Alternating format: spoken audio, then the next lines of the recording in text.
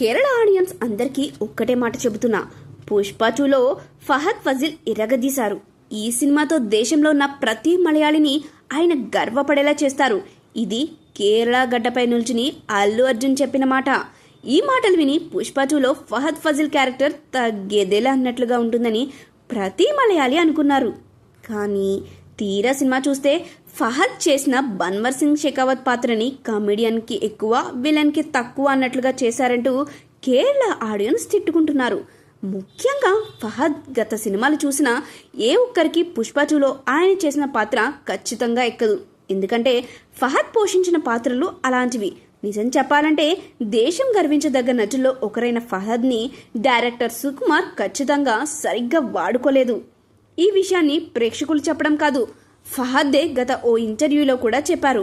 ఇప్పుడు ఆ పాత వీడియోను ఫహద్ ఫ్యాన్స్ సోషల్ మీడియాలో వైరల్ చేస్తున్నారు.